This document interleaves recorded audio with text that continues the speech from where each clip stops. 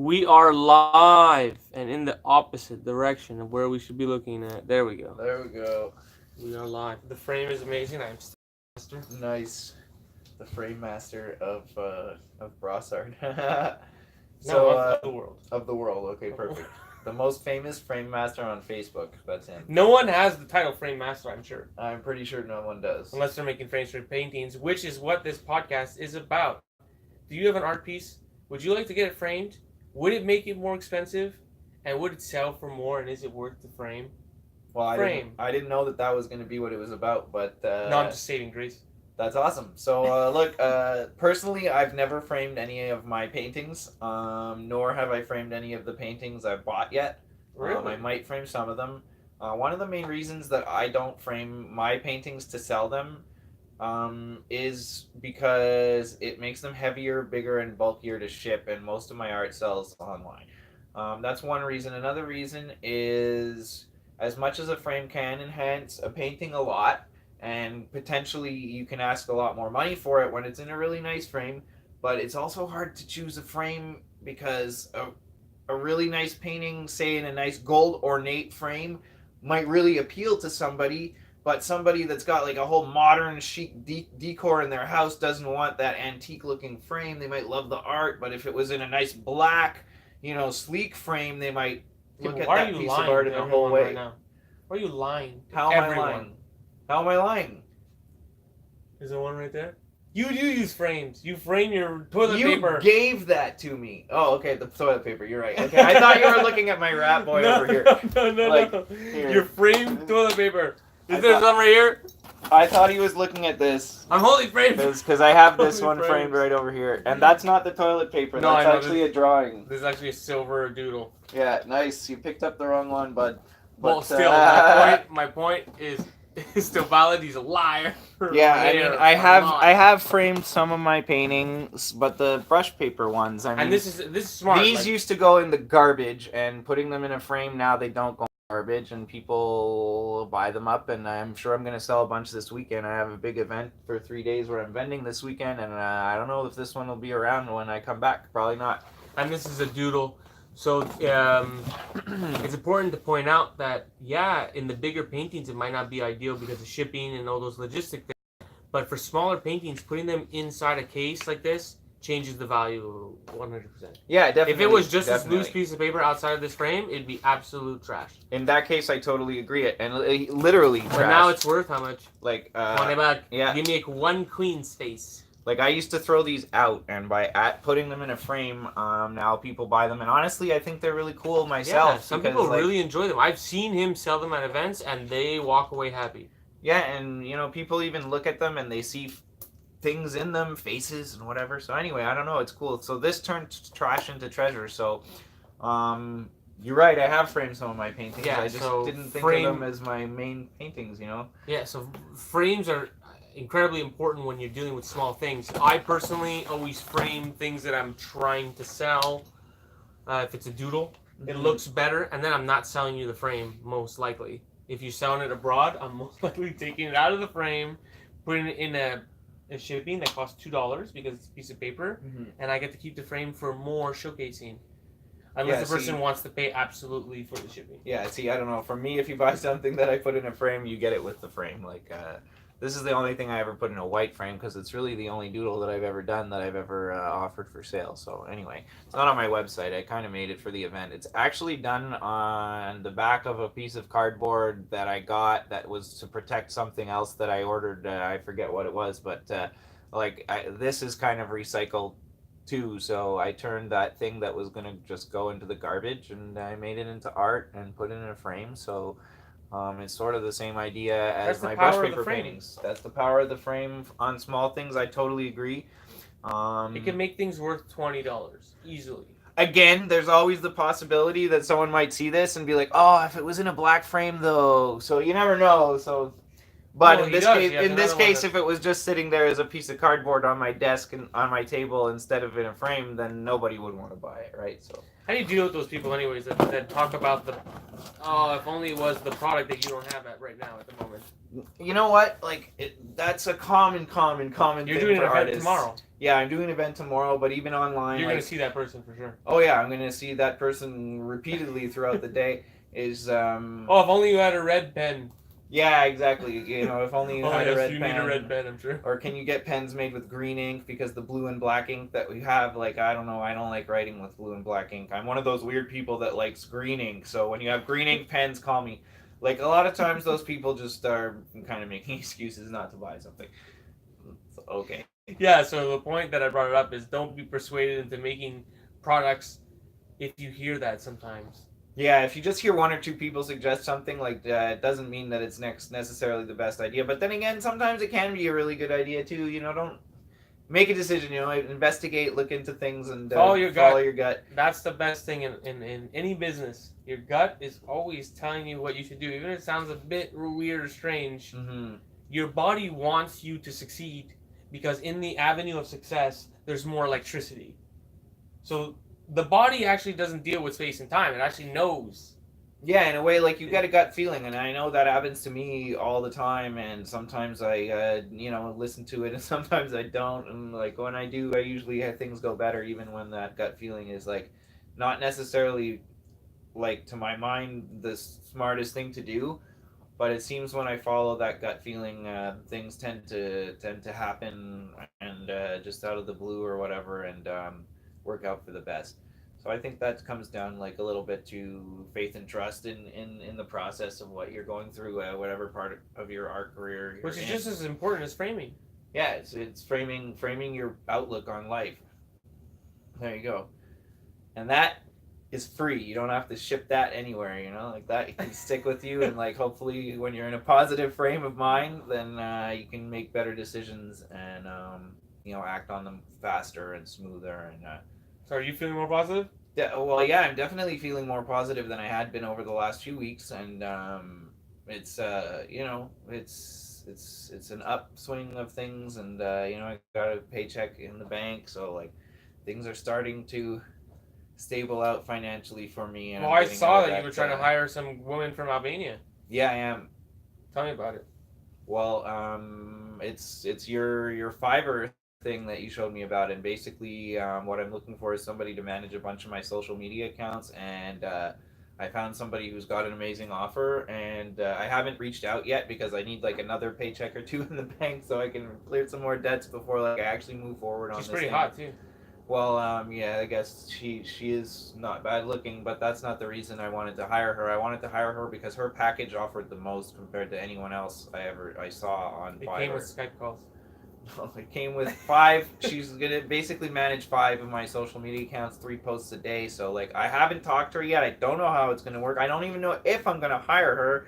So, like, he's jumping the gun a bit on this, but I was looking into it. I showed him because I'm like, hey, what do you think about this girl? Like, and he's like, oh, it's not even her. And then I played the video of her talking, and he's like, okay, I guess it is her.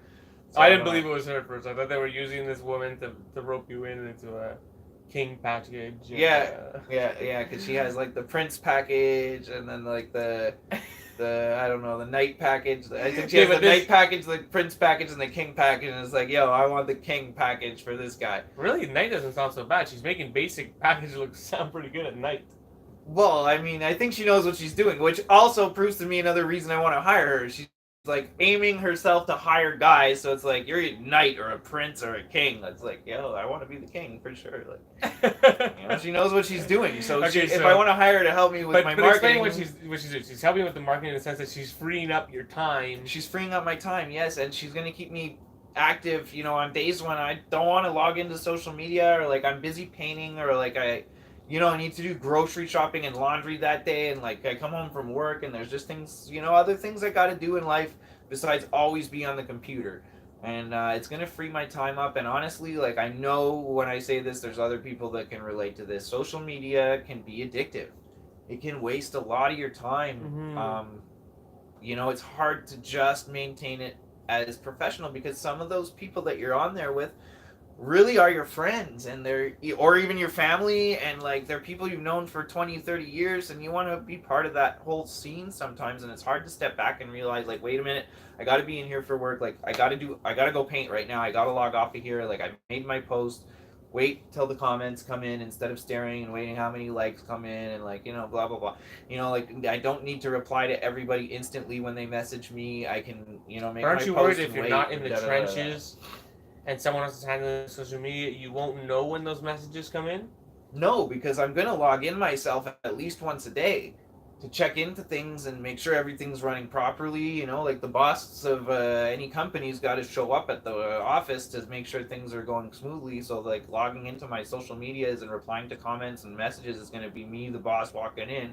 She'll be the one that's sitting there, copy pasting it and doing the, you know, maybe a little bit of the content creation. And like I say, I haven't hired her yet, so I don't know how it's all going to work. But like that's in my mind what I want somebody to do for me is free up that time of creating the content and getting it out there. And like if I don't have to do that part of it, then I can log in once a day and actually interact with people and not get so caught up in the scrolling and stuff, because that's, you know, when you have 7 or 8 social medias to check every day, or 9, I think I'm 9 altogether, that can be a big time sucker, and it's hard to. I wish I had someone posting on Pinterest for me. Yeah. I wish. Yeah. Use proper hashtags. I'd be just yelling. But my point is, like, it can be hard to step away from it because it's addictive. That's what it comes down to. Social media is addictive. There's lots of studies that show that it's addictive.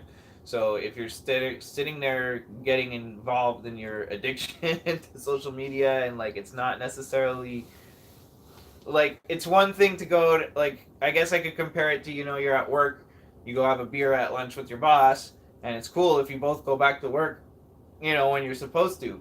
But if that lunch turns into, you know, I'm with the boss, we can go back a little late, and then the boss is with you, like, that's how social media is. You can end up there with all your friends and this guy and the other guy, but you end up getting fuck all done. And at the end of the day, that's what happens to me. Yeah, if you want a lot of times, you know, like I'm not good at managing my social media time because I end up wasting time on there, and that's why I want to hire somebody else to do some of it for me, so that I can free my time to just do the interactions, just with people. Not with the algorithms, not with the freaking machine, not with the da-da-da. I just want to interact with people. Mm-hmm. So if I can manage to hire somebody to help make that a reality and free up more of my time so that I can spend more time painting and spend more time actually interacting with the people that respond. Oh, there's going to be an ongoing event in the Arty Time podcast. We're going to even bring in this Albanian girl. She might get flown out to marry Adam. Is that what it was in the King package? Was it, is that part of the King's package? I don't think that's part of the King's package. We're gonna have to I'm make a not super looking King to hire package. a mail order bride at all. I'm looking to hire somebody who's professional and is going to do some work for me and make my life easier. And if that happens to be a woman who ends up having to be somewhat attractive, then that's awesome for whatever purposes, I don't know, but like that's not at all the reason We'll Skype her. Why I chose her. This is Germ's focusing on that. I almost wish I would have chosen like a dude with, like, you know, pimples on his face and balding or something like that, but like I didn't, because this woman presented herself professionally and proved to me that just in the way she markets herself that she knows marketing. Mm-hmm. So she got me English, yeah. So she got me with that King package. Her prices are good, so like if I can get somebody to do what my takes boy me Naheem did not have good prices today. He was in a mood. Naheem was telling me how that I come from a rich country and that I need to pay more. Oof. And I indeed paid more. Well, you know, that's... And then I said, Naheem, make me happy. Nice. Sometimes you gotta bite the bullet sometimes, you know? Yeah, I mean, you know, like, at the end of the day, you get what you pay for is a saying for a reason. And it's the framing, right? You could pay grudgingly or pay... Yeah, pay positively. And be like, make me happy. Yeah, I mean, you know, I'm excited about this because I've never really hired anyone before for my own personal business. You know, it's fun. I managed a big call center for years, and I hired and fired thousands, you know...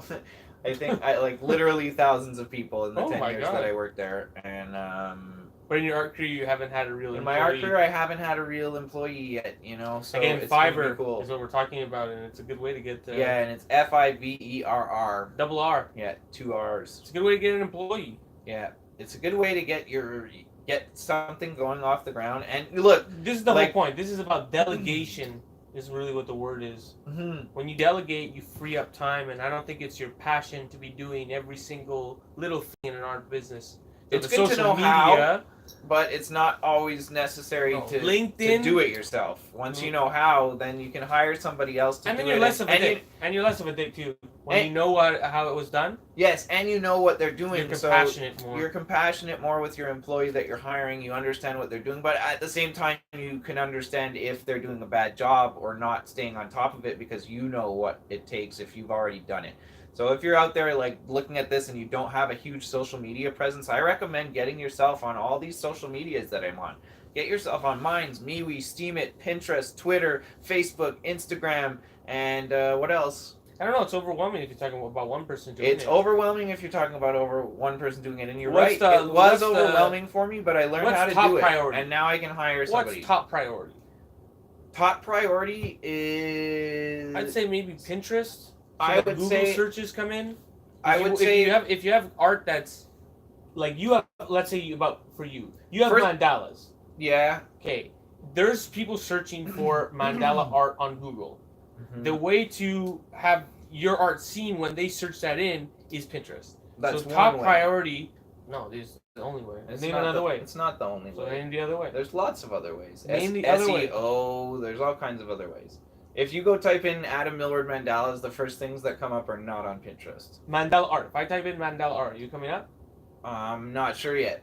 I'm I don't pretty think so. I'm pretty sure you could attack it through the Pinterest. That's what I'm just But saying. if is you the type top in priority. mandala art, I don't think the first thing that will come up will be on Pinterest. It'll be No, somebody. not first. It'll be you will be in the images, and you will appear in the images. Yeah, somewhere. Maybe 30 and 50 and 80 and 385, but you will be in there if you attack the Pinterest route.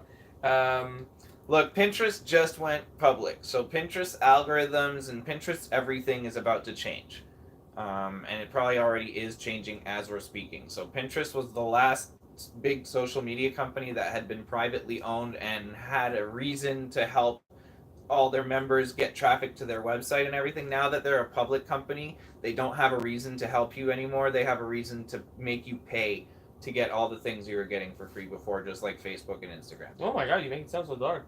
It is dark. It ruined my business, and I had to get a job. And it ruined many other people's businesses too. I know I'm not the only one. It is dark. So, that's the reality of social media these days. I guess if you had to only pick like 2 or 3 of the top ones, it would be Facebook, Pinterest, and Instagram. But then again, there's other people that might give you different advice. If you have 3,000 people following you on Twitter and no one following you on Instagram, then maybe sticking with your Twitter is what you should do for getting your foundation built. But honestly, I recommend being as many places as you can be. Because there's different audiences on all of them. They're all going to help your SEO.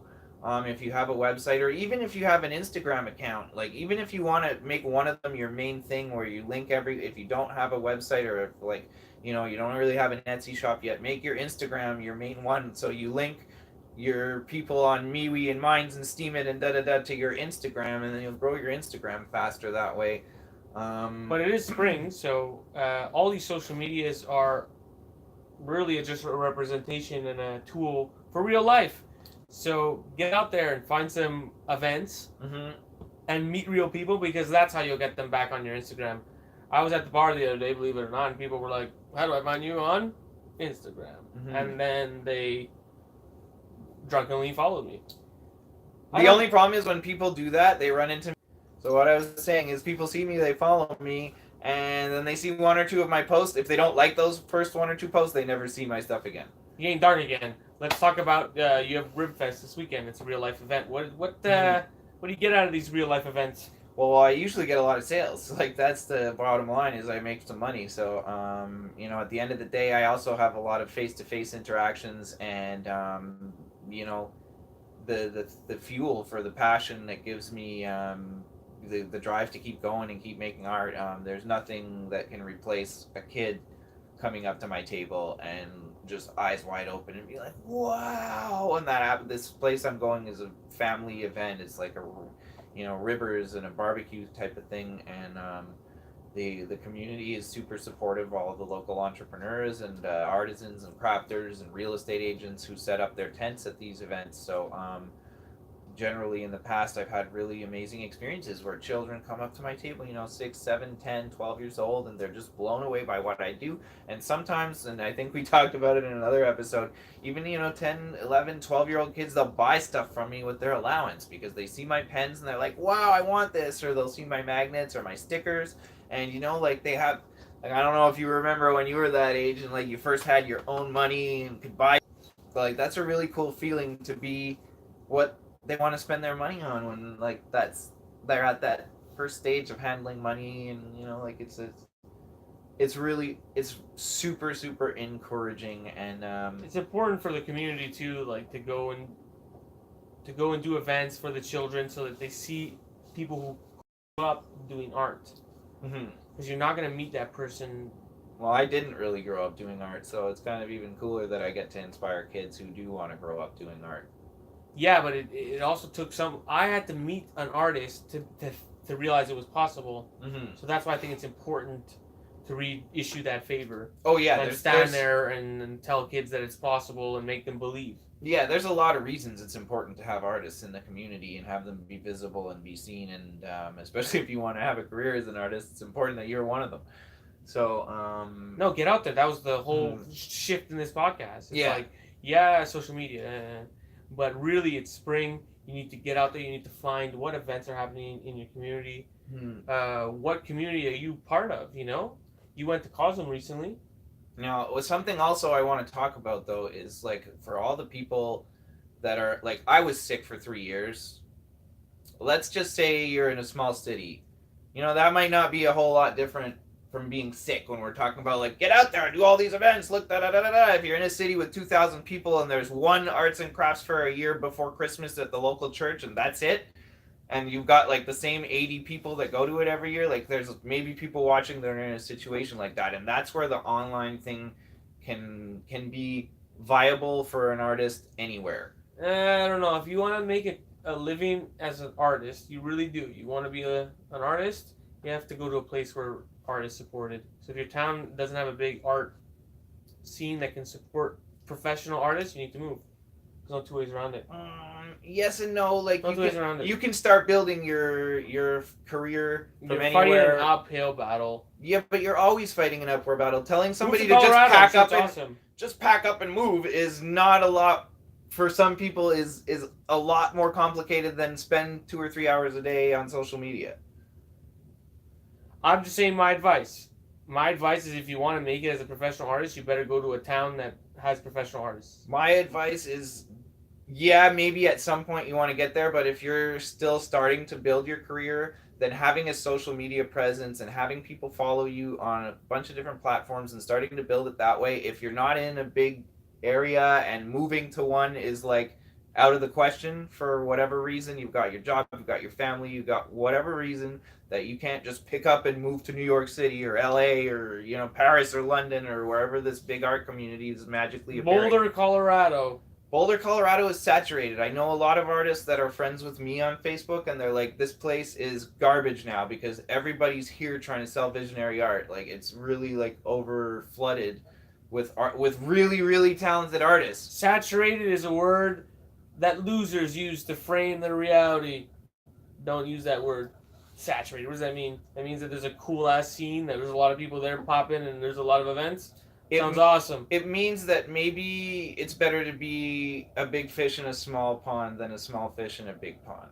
Or just keep eating and become a big fish in that damn pond. Right. Okay, great. I agree with you that it's a good idea to move to a market where art sells a lot more than a small market at first. However, to get to that point where you're making your first sales, you don't need that. You just need to get on some social medias and make some connections with people who are in those markets where the art buys and where they're into art and they're following you and selling art. I've sold thousands and thousands and thousands of dollars of art to people I've never met because when I was sick, I was here in my basement. I wasn't going out to events. I wasn't getting out in the community. I might as well have lived in Siberia because even though I live in Montreal, I couldn't go to events or I couldn't bring myself to get out there. So if I did it in that situation, like you can do it if you're living in a city that's not like art mecca. So don't let Germ's thing of pick up and move your whole life over to a place where art magically sells all of a sudden. If that's like irrational to you, It's not even that then, far. like- It's like just, dude. I'm sure Milwaukee has fucking professional artists. I know, but let's say Let's say in LA. let's say you're an artist and you're you know You can't live in the bush. You can't live in the you bush. also can't just leave your kid. No, I never You said also, I know, but some people might have like, oh, well, I was split up from my ex, and she's here, she's not moving, the kid's staying here. I'm not fucking moving away from my kid, Germ. Sorry. that. Then you have to go online. You gotta do the Adam strategy. There you go. Thanks. You go online. So and you in gotta some use your situations, you LinkedIn. admit my strategy might be worth it. Oh, dude, I sold art online. There you go. I know I you sold sold online. art online. But I'm talking about like to really take it to another level in your culture, you have to be part of the culture. You know, so yeah, you can earn some bread online, but if you really want people to be influenced by you and to influence others and to be part of that whole dynamic that creates our culture, you have to go to the places yes. and be part of it. Yes, And it and exists online, but something you can do in the interim, like let's just say, like I just went to Cosm this weekend. And that was amazing. So something you can do if you're from one of these places where, you know, it's not thousands of people out there buying art, then, you know, you can go to those places for a weekend or for a week and, like, travel there and visit and da-da-da and, you know, like, visit other artists and galleries and start to make those connections in those places so that maybe 2, 5, 3, 10 years down the line, then you can move there. But, like, in the meantime, you know, having somebody in New York shout you out when you're living in, you know, Wisconsin might be a huge help, you know, and it might give you that guy on social media who buys your first painting for $500 or more. Because I know for me, there was some, like, in my mind, they were big, like, mental breakthroughs, like when I sold my first painting for $100 and when I sold my first painting for $500 and when I sold my first painting for $1,000. And, like, you know, they were all steps. And, like, if I didn't sell those first paintings for 100 or 75 or $80, then I wouldn't have got the confidence to raise my prices to just 200, 300, 500, you know. And now some of my big paintings, I have them priced at $10,000 and more. So, you know, that was all a process that started by selling some pieces to some local people and then to online people all over the world. well, if you're an artist and you're watching this, then let's be real with each other. Prices, they're just a matter of confidence. They are. It's a matter of you looking the other person in the eye and confidently saying the number. They If you are. don't confidently say it, then it ain't that price. When you have a online store, they need to have prices though. So, you know, it's not always just your confidence level. It's like, what does your price say on your website? You know, Okay, kind of okay, like. okay. Well, So yeah, and there is also, you know, like there's going to be different phases in your art career where your prices are going to change based on, you know, not only your confidence but like your needs.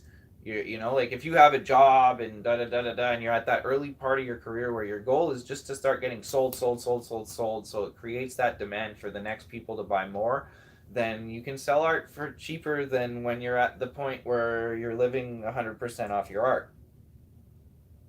You know, when you're living 100% off your art's got to pay bills. Your art's got to pay a lot more than bills too. It's got to pay your business too. Yeah. So, you I know, think you should let it go at the beginning for what the person thinks it's worth. yes. More or less, you know what I mean? Like, Yes and no. I've had people think my paintings cost $25, and I'm like, sorry, not even my prints are $25. Like, you know, so, even like the first couple months of you painting, you need the $25, bro. I don't know. Talking about the first couple months. Oh, in the first couple of months, I only had one painting, so it wasn't going nowhere because no one wanted to buy a painting in the first couple of months. Oh, really? Okay. Yeah, I mean, I started painting, well, like slowly. I mean, in the first 5 or 6 months, I was broke. I was unemployed. Like, you know, I was married at the time, and I had, you know, other expenses to pay besides buying art supplies and paint and shit. So, you know, I kind of got into it slowly. But then once I got a job, I was off like the race. I built up my paint collection that's over there. I was buying canvas every week and making as many paintings as I could as quickly as I could. When you were starting off at the beginning, did you focus more on something that took a little less time that could sell for less money, or did you focus on I something didn't. that would wow I didn't think people? about it. I You didn't think focused about on it. making art. I didn't think about it. I didn't know enough about the business of art. I just knew about the passion I was feeling inside for creating these things, and that I was getting sober. If you could go back, this which one would you joy. do more? Would you do more I wowing would do. people I would do early, more or big paintings early. yeah, and wow them? Well, not necessarily even wow them with like the technical skill level, but just the size, because big paintings always can sell for more money. I would have done more big paintings earlier in my career. I think that's what I did. I Mm-hmm. think that's one of the things that I did so well was I only painted on 4-foot canvases. Mm-hmm. Give you the impression that I was crushing it. Mm-hmm. But really, it's like that's just how I started. Now I actually like painting more on 24-inch. Yeah, they're easier to ship. They're easier to ship, yeah. Um, And store. If you do get out of hand, if you do end up making like 18 in a month, mm-hmm. and you still have like 12 or something lying around, it's easier to manage. But than we've 4 spoken foot about this too canvases. before. Like, if you're overflowing with art in your studio that's not selling, now is the time when you start to look for other places to display it, like library or cafes or whatever. Like, get it out there and have it at least showing its presence to people. And some advice on that is find a place where the owner most likely is involved. Yeah, He can get a cut on it, Mm-hmm. and he talks about it and knows the dynamics. Get of somebody who talking likes about your it. art. Yeah, and also someone who likes his art. But Because if they like your art, they'll talk about it. If they don't like your art, they won't. yeah, so it's not just having it in a cafe standing there. It's not. That's not the magic spell here. The spell is the person who's there all the time, who cares about the location, talks like, about it. And let's face it, I mean, there's different levels of overflowing. If you have 3 extra paintings that aren't on the wall and you got no space for it, that's one thing. If you have like 300 extra ones, like, them being on the wall in the cafe, even if the owner is not involved and nothing, and your phone number is there on the card and your website link or your Etsy link, it's probably better than having them like under the bed. Of course. You know, like, again, and it's The all real depends world, on your bro. level of overflowing. Like my studio overflow is like hanging in a yoga studio, and You know how many people go in a cafe in a day? 4. Well, it's a serious amount of people 4 that go people. that go in a cafe in a day.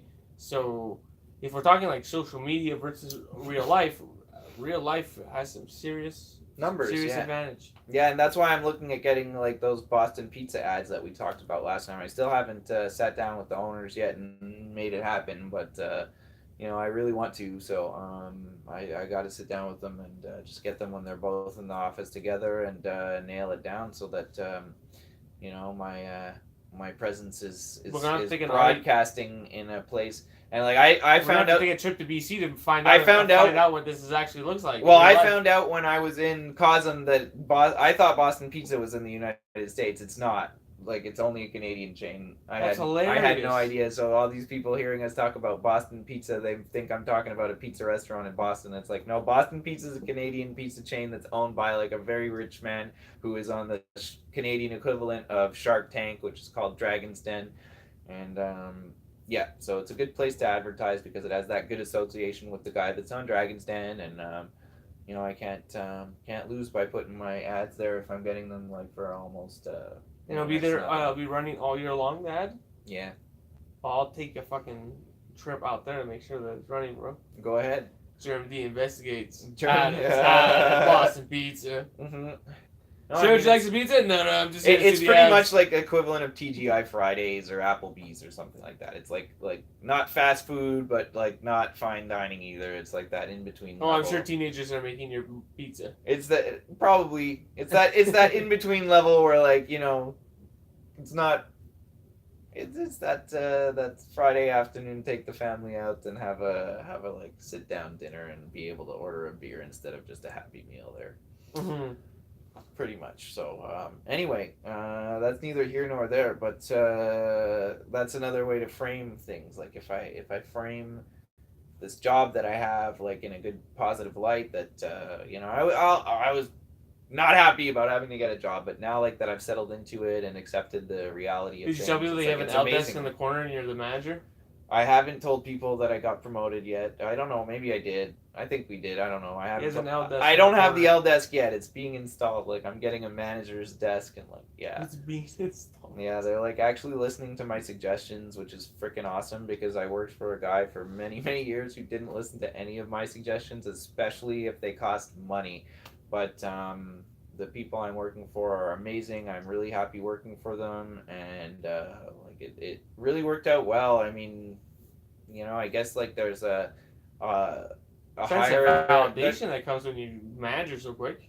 yeah, there's definitely that, but there's also like I feel like I was guided to this job and this specific situation to benefit my art career, and You followed your gut. I couldn't see it at the time necessarily the way it would play out. Because you followed your gut. But I even spoke about that in our episode before I even started the job, how like I don't know how it's gonna go, and like maybe like I was terrified. It was really mentally I was laughing. grueling. I was laughing.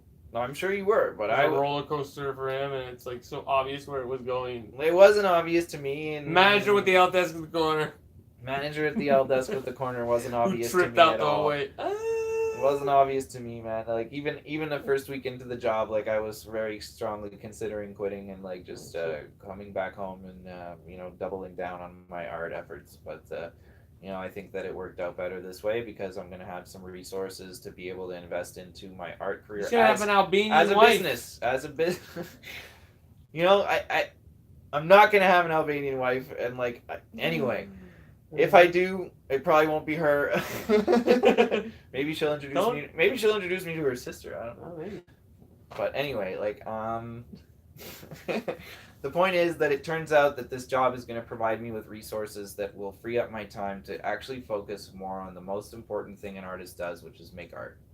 And I'm really looking forward to doing that because at the end of the day, the art is what comes from the soul, and like that's the thing that I can do that I can't hire other people to do. I can maybe hire other people to do some of it, fill-ins and things like that, but like to really generate the art that I make, like it has to come from me. It can't come from someone else or a machine.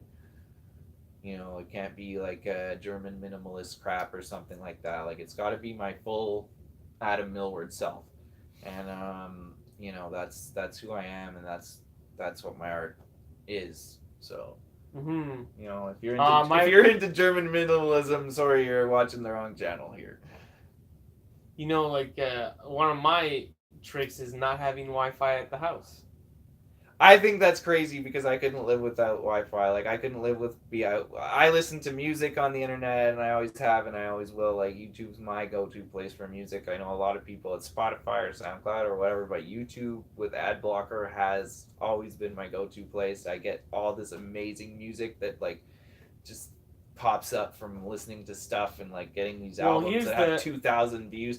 And what do you say every time you come here and I put music on? No, you have great musical taste, and then what do? I download it and I have it as well. Right, but you didn't go through the discovery process of that. I don't need that because I have people like you and other people in my life that do that. And I do believe that because of the wide selection of art, that we're really not getting the best. Like YouTube is putting Eddie Guerrero on all the time.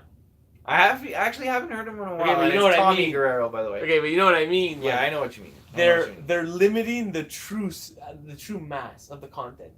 There is an enormous sea, and they are making it seem like there's not that much. And I feel like that when I search on YouTube. Oh, I know, but I search differently than you. I search differently than you. I search like 1970s Japanese instrumental music.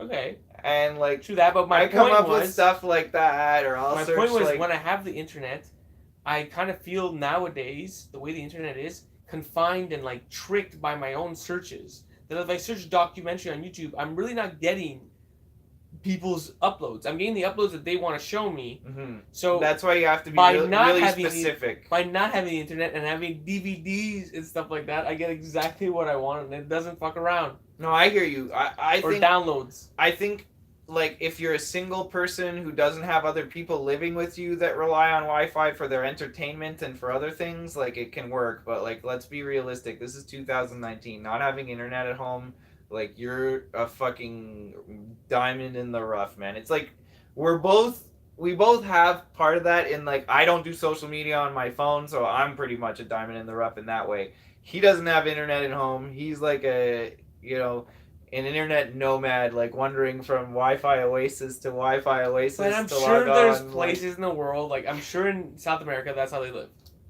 They don't have Wi-Fi at home, and they have Wi-Fi at various locations, and they want to steal it or jack it or whatever. You're probably right, but also they're probably not all trying to run a business that way. I'm sure The there people are. that run a business generally. You could be right. You could be right. But like, let's face it. There's But this probably does people run the watching that business. are like, Adam, you're an idiot. You should do social media on your phone. And Germ, you're an idiot. You should have internet at home so you can be doing internet work all the time. But you know, But then I'll work less, and then I'll have less of a business. But then again, they're not hosting a podcast, and we are. So Like I have a phone that goes live. We are live. we are live. Yes. But when I go home, I don't go live. Yeah. So that I actually think about things, paint, do the real work. That is the thing that people, I guess, enjoy. No, there's some times that I wish I had that, but there's other times where I just accept the reality that would drive me absolutely insane to have to plan my like entertainment out like ahead of times and plan ahead what music I want to listen to. Like I get in the mood to listen to a certain song, I want to put it on now. I know it's on YouTube. I know the album's there. Bam, it's on. Oh, bro, I want to watch Blade Runner for so long. Mm. So long. So anyway, let's talk more about something that has to do with art. We were. So like, what should we talk about next? Oh. This is the end of Arty Time Podcast. Is it? If you enjoyed it, good for you. If not, we'll give you an encore. Already. Then we'll give a little encore. Can't Fine. be the end already. I mean, like you're gonna die, right? So like, we got to give the folks a little more. They're dying. Oh, okay. Dying. Our viewers are slowly dying. So let's fill up their time with a little more entertainment and information about like how they can seriously Let's wrap it do up. something. Listen, if you have some drawings, frame them. It's great presentation whenever you do an event like you have tomorrow.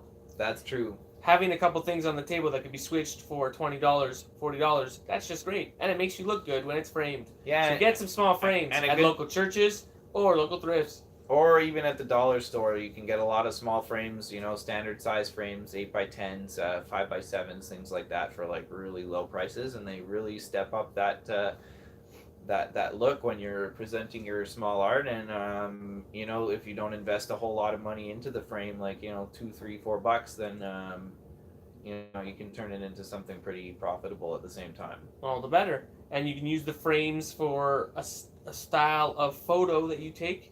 So now you can start actually having social media posts about low-end drawings or just drafts or doodles. You put them inside that frame, you take a shot. After a while, if you keep posting doodles inside of that frame, it makes a cool stylized aesthetic for your social media.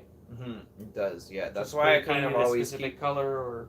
That's why I kind of keep buying the same frames that I started with my brush paper Mhm. paintings. You know, there's all kinds of different styles of frames I could use, but I kind of like to buy them all the same so they all have that same look. And if somebody buys 2 or 3, it's clear that they're all by the same artist and the same, you know, thing, same series type of deal. So I'm parched. I need to go get some juice, and you're on, bro. Oh, You're on. The line is we are live, but he doesn't seem to mind. Hi, it's just you and me now. We can talk seriously and get vulnerable with one another and really get to know each other. Me, I stopped eating cheese a couple months ago. Oh no, it's okay. Don't cry. I've shed enough tears. One day I'm hoping to go back to unripened soft cheese. Oh, here's Adam. Well, yeah, thanks. I heard you talking about cheese, so I got some cheese. Oh, is it unripened soft cheese? It's pepper cheese. It's like, I don't know. Cheese that's pepper. It's unripened soft cheese. I guess so. Okay, that worked out. Perfect. So that was cheesy, but anyway. Mhm. So is this. So yeah, you're gonna have to keep filling in time while I eat this cheese. 'Cause Hey, he's I having don't a know what to snack say. live on Arty Time Podcast. This is like, we're not unionized. You know that, right? Whatever. I'm not getting paid for this break anyway.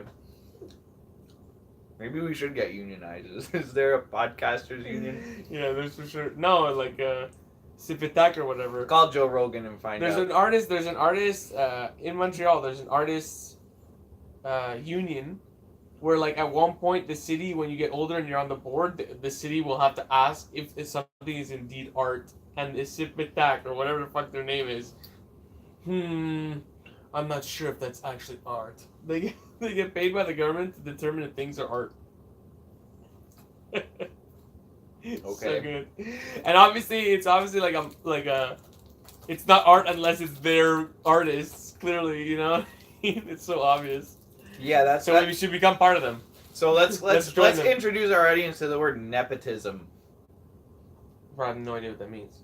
I've heard it No? before. No, Nepotism? I'm not gonna lie and pretend I know what that means. Nepotism. All right, now I'm debating in my head whether I tell you the real definition or totally Or fake. make something Okay, well, up. let me tell you what I think it means. Nepotism feels to me like you're like overburdened by someone who's neppling, you know, who's just like being a dick. Wrong. Nepotism. Nepotism basically means like, say you go for a job and like you apply for the job and the owner's nephew applies for the job and you're really better for the job, but he's the owner's nephew and he gets hired. That's exactly what I described. He just neppled you super hard, and you're all like, "Oh, what?" Neppled. Yeah, I guess. Yeah, sure. Nice. It's that vibe, though. Revisionist history, making history line up with the bullshit that you just made up. Okay, so look, that's what nepotism means, and the reason I brought it up is because it's rampant in the art world when it comes to for sure. when it comes to anything, when it comes to trying to get gallery shows, when it comes to social media, when it comes to people sharing your posts, when it comes to people even liking your posts. Sometimes like it's a lot of There's a lot of nipples. There's a lot of nipples. There's a lot of who knows who and what clique you're with and who's popular and are you popular with this clique or not and things like that. And like, especially when it comes to like getting further in your art career, when it comes to gallery shows and getting, you know, invited to things like Art Basel and or Basel and you know, things like that. There's a lot of who you know. And that comes with the networking that we were talking about. And sometimes the networking it's great if you're in a big place where that can happen in person. But like for the people that maybe aren't living in big cities, like you can do that networking online. And we've talked about it before, Gary Vee's 180 strategy. Like, yeah, we got to keep bringing that up because it it's works. one of the most important things. It's one of the most important things. Yeah. I network with people who are not from this country, and in the same genre and field as me, and it like brightens my day every time. Mm-hmm. The when I message them and they message back and stuff like that, it really does mean the world. Yeah, and it's not done maliciously. That's the point I guess I was trying to make here, is that like either I reach out to them or they reach out to me. It's genuine, and it's one of the drives that pushes me forward. You know, is knowing that I am connected to these people, and the internet is a beautiful thing for that. Yeah, it is. It is. I mean, to this day, like most of my art collectors and people that buy my art, you know, over and over, and my products and stuff, and my patrons that support me monthly, they're almost all online. Like I'm doing more events, and I want to get even into more of them, especially this fall season leading up to Christmas. I want to kill it. I want to hit like as many events as I can and get my face in front of as many people as possible and shake as many hands as possible. Being a politician. Yeah, I'll kiss the babies and you know, do what I got to do to get out there and get my vibes interacting with other people's vibes, so that those connections happen and carry on forward, and hopefully those connections that maybe get established in person continue online. And that's one thing that social media is really cool for, is like especially being on multiple ones, because like for some people, for me, like I really suck at Instagram. And the reason I suck at Instagram is because the people that interact with me are people that have been following me for years on Facebook, and they're my people. They're the ones that comment and message me and stuff. And Instagram, I don't get a lot of interaction, so I don't get a lot of the comments. So then it's up to me to be going and leaving comments on other people's stuff to develop those relationships. And you know, that's why social media can become overwhelming if you're doing it all yourself, and that's why I want to hire somebody to help me do a lot of it, so that I can, you know, bring my business back to where it was. Because you know, nowadays with social media being the way it is, like I'm looking at my business more like a business, like any other business. If I wanted to start a retail store, or if I wanted to start you know, a web design company or whatever, like I'd have to adjust my marketing strategies and invest money into advertising. So that's what I'm gonna do. I'm gonna invest some money into advertising and see how it goes. Maybe it'll crash and burn and it won't work. You'll be and first to know. Germ will be laughing at me, going, "Ha ha ha ha ha! I just went downtown and walked around and said hi to people, and you should have done that instead of wasting all this money on your Albanian wife." And I'll be like, "Yeah, but now I have an Albanian wife. Where's your Albanian wife, Germ? Do you have an Albanian wife?" I'm still walking around downtown looking for it. So, like, we'll see how it goes, and that's why we do this podcast, to kind of like document our own journeys, as well as give you guys advice and experience that hopefully can help you guys and girls along with your journeys as well. Because who knows where we're both going to be in a few years, but I'm sure hoping we're both going to be sitting on a couch or at a desk somewhere doing Arty Time podcasts and like talking about what the hell's going on with our careers. There's a third thing that we didn't have. I don't know, but thing is though, maybe we'll have to get like a throne, because I mean I'm gonna be getting this king package, so I figured maybe we gotta upgrade our thing from this couch to like something a little more. I know, you're making me think about the whole politician thing of like, maybe it would be very funny who went around pretending to be a politician all the time. Vote for me, kissing babies and stuff like that. Mm-hmm. I don't know.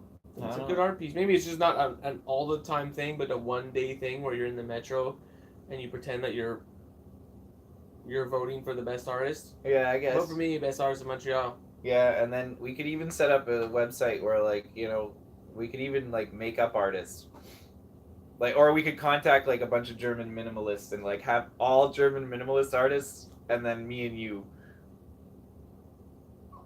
And that would be it. And the winner wins a trophy. People would be like, "What's with all these German artists? Like, of course I'm voting for the ones from Montreal. This is stupid."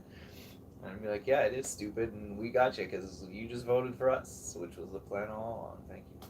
So, anyways, more pranks, basically. More pranks, yeah, fun. I don't know. It's fun even just making them up and talking about them, even if they never get done.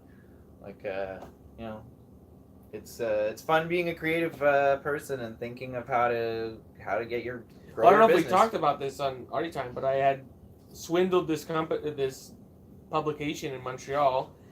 They did a publication of the top 10s, and they had a top 10 best comic artists, and I straight up photoshopped myself as number one and posted it everywhere, saying I was number one in Montreal, and they themselves confirmed it by posting it themselves. Nice. Did you know about that? Nice. No, I didn't know about that. And ended up posting the top 10 that I had photoshopped in their own posts. That's hilarious. And claimed that I was the best artist in Montreal. That's amazing. So that's just so why. who's this number one artist? I don't know, but I feel bad, bro. That's... I feel bad for that guy. Like, he got smoked. He probably went around getting his family and his uncles and nieces to vote for him, and then when they did the poll or whatever, and I come in right at the end. Oh, that's swipe.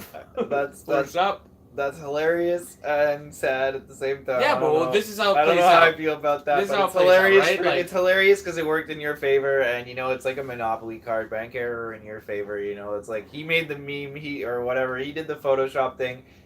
He didn't know the original poster was gonna retake his Photoshop version and do it. It went so well. So, but like, this is what I was thinking. That's not his fault. I was thinking that it would be really funny to claim a grand boast. Mm-hmm. Of like, oh, best da da da da da da. Well, and then I waited. I don't know if you knew this, but I've won so many awards. Really? I have 38 Adam Millward awards for being Adam Millward. It's an annual thing. Oh. And, you cut me off for that. I did. 38 awards, man. It's like, I don't know. So there's the point. Consecutive, like not even one other person has won yet. Okay, so this could be used in marketing if someone else is listening. You claim that you're the best of something. Don't rush it. Wait. It's going to come in your life. Well, someone's going to do a publication of best of. That's when you hijack it. Worst case scenario, you have some people who know it's fake. They're going to hate a bit. Like, but that doesn't matter. It's a joke anyways, right?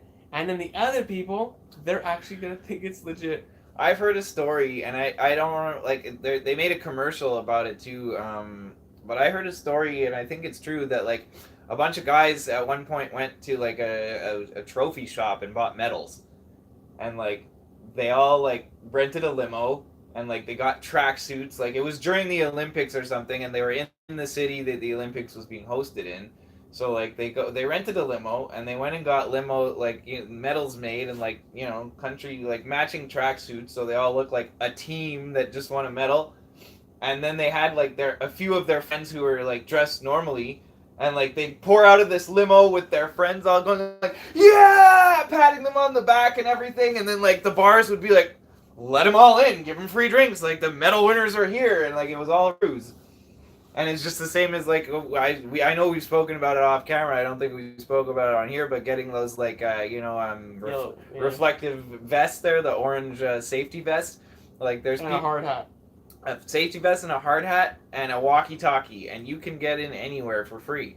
Like there's videos on YouTube of guys doing it, and it's like you just look like you belong anywhere. You can get into concerts and the zoo and like all kinds of places that they just walk in and like they nod at the guy and like they look like workers that are going to do work. Like going to fix something electrical or whatever, who knows. And like so like there's a lot of creative ways you can market and do things, and like there's no rules, like there's no rules on who you can be or how you can market yourself or that's art, or the craziness you can create and do, and like guerrilla things and tactics, like and that's for me, that's fun. I mean, I've always been a sales guy, so for me reading about these stories and hearing about how different people market themselves and making plans to do things myself with different things once I have some more time and money to throw at it, like it's motivating and it's inspiring and it's funny and it's important for a business person to have that desire to reach more people and to make them want to know more about what you're doing. Recently I've been doing that with food recipes. Everybody eats. You know what the antidote to cabbage flatulence is? I'm sure you're going to tell me, so why Mustard. delay? Mustard and turmeric. I didn't know that. Really? I don't eat enough cabbage regularly to have cabbage. But don't you know that flatulence. Cabbage is traditionally served with mustard?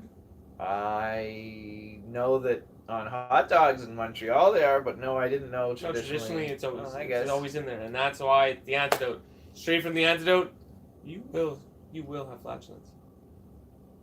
All right, well, this has been a farty moment, farty time with Germ D. Okay, well, fart jokes are funny, and people relate to food. That's how you relate to people, and then you're like, hey, I'm also an artist. Yeah. I'm not just crazy. I don't just host Arty Time, I also host Farty Time. And the next episode is going to be about beans. I'll make a recipe with beans. I'm Martha Stewart 3000 now. Yeah, but neither of us can eat beans. We're on keto diet. You have a little bit of beans. A little bit. Yeah, a little tiny fry bit. those beans. They have to be soaked, and they got to be refried, possibly soaked again.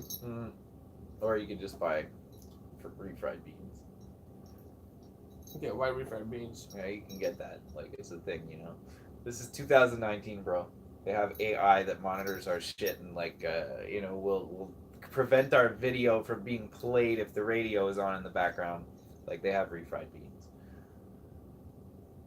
One episode we will have a Bob Ross episode. We will also have a Martha Stewart episode. Stay tuned. This is Arty Time Podcast. This is Germ D signing off.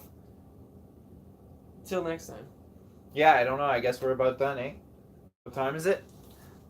Ooh, we haven't even gone an hour. This would be the shortest Arty Time we've ever done if we cut it off now. And I don't have to pee yet. Why, we have to break it to an hour? Well, I don't know. Like, usually we do about 90 minutes.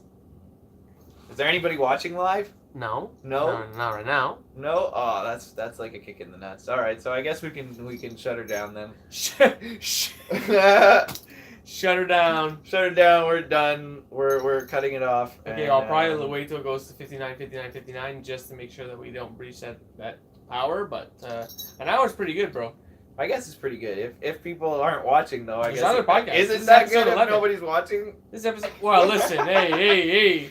Hey. It also is probably like 1 a.m. It's also not on my channel yet. It's like live on your channel. Yeah. Once I post it on my channel with like my Past midnight on the Germ D channel, there's not many people. Oh, there's someone live. See? Now What? Yeah. See? Hey, hello. We're leaving. We were just about to pack it up and go, Yeah, but you like see-